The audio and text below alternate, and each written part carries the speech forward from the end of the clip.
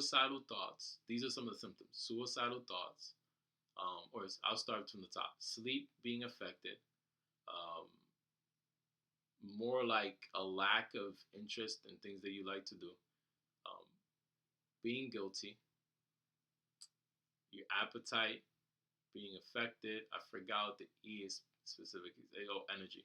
Your energy being down, concentration of being affected, your appetite being affected. You may be moving slower or maybe moving faster. It's called psychomotor agitation, and then suicidal thoughts, city camps. So it's 8 symptoms, I believe. Yeah, 8 symptoms. So all you need is 5 out of 9 or 5 out of 8. Matter of fact, some people would say whether if you have a lack of interest and you're just feeling down overall, like energy wise or just down in general, that's enough to categorize you as depression. Having it for 2 weeks, you have a major depressive episode. Um, and then if you have it for like a period of 2 years and it's more like chronic, meaning it's like a low type of depression, like you can still get out of bed and you can still, um, brush your teeth, wash your hair, go to the barbershop, cook, all these things. You can do all these things, but you still feel down, so to speak. Um, that's chronic depression. So what I experienced after I had that episode I told you about when I graduated, not medical school, when I graduated school, undergrad, Syracuse University. Shout out to the Orange, Syracuse University. Some of the best days of my life, some of the funnest days of my life. And actually to speak about that real quick, and then come to present time of my journey of depression. Maybe I was depressed in college. We'll never know. I never had a formal clinical evaluation, but I drank a lot, particularly on the weekends. So that continued on a little bit after I left college. When I went back home to the Bronx, I still clubbed and I still drank. Definitely not to the same level because I had to work on weekdays, but I drank on the weekends. And depression in itself makes you feel down. It almost like makes you more depressed, but also you're liberated from like life's worries for the period um, that you're drinking, and that's also a high too. I mean, you feel down, so it's like a depressant, not like it's a depressant, but it's a drug. Like you release the same it's the same dopamine surge that's released, and it might be a lower level of it, but in that moment there is a level of high that you feel. Um, and so yeah, I had this chronic level of depression, and you know, I, I I really didn't know what to do. As a Christian, we're taught uh, most depression is demonic, so I didn't really know where to go. Um, some people just say pray it away. Some people say it's a burden for the rest of your life. Theologically, there's so many different sides, and um, I've gone through all these different types of things in my mind. And finally, some people know this about me. Like, I have a lifestyle of fasting and prayer. And back then, I feel like I was more, I wouldn't say fanatic, but I was more rigid about it.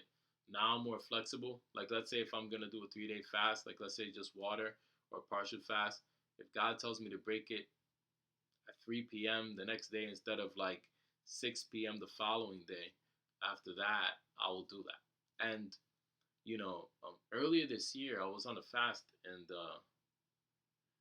it was like a 7 day fast. I think it was most of it was water, and then I switched to food.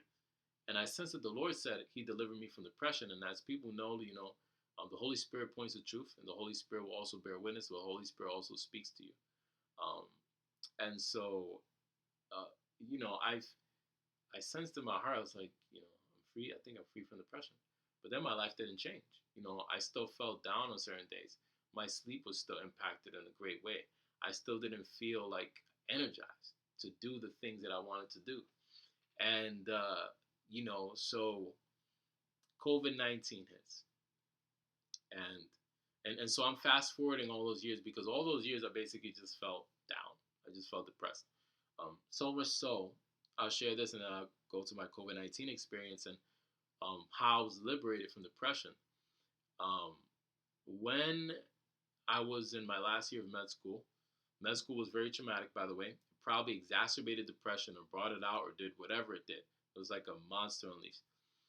Many days I didn't want to go into rotations. Many days I didn't want to wake up, or I would just feel groggy and down. And 2017 to 2018, I go to a worship event. The lady calls me out. She's like, "You," and I'm like, "Oh shoot! I hope she doesn't like air me out or say something weird, whatever."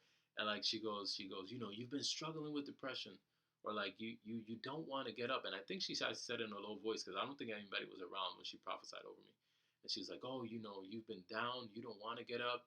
And and she started saying that I was gonna go around the world to preach the gospel, and and I definitely have a heart for missions and to go around the world and share my faith, as I do now. Wherever I go, I normally share my faith, and friends and family know that about me. So essentially, when I uh, you know when I heard that, I was like, wow, like I'm still depressed. And so the next the next year, I go back home, go back home to be with the family. And then I believe, okay, I want to share this because there were two other time periods. I'm just gonna be completely transparent, where I was really depressed. In 2015 or so, I failed this big exam called Step One. I was depressed again. Like it was just like for one day, but like my sleep schedule was off, and I just felt like this overwhelming darkness come over me, and definitely an attack.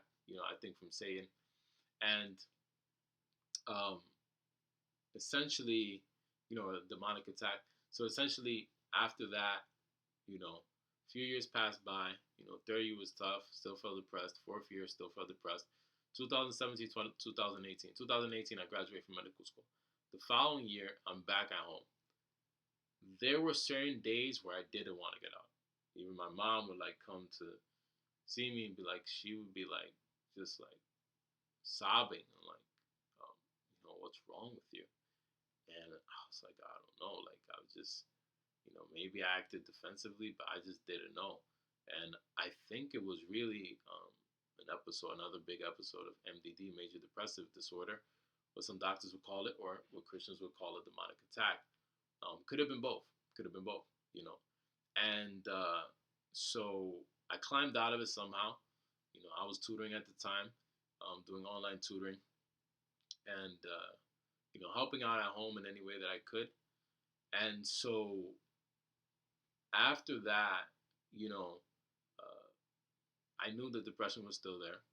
Didn't get any therapy, okay, but I knew that I wanted to get back into therapy. So September comes around, I go back to Syracuse. Fast forward, we're in 2019, 2020.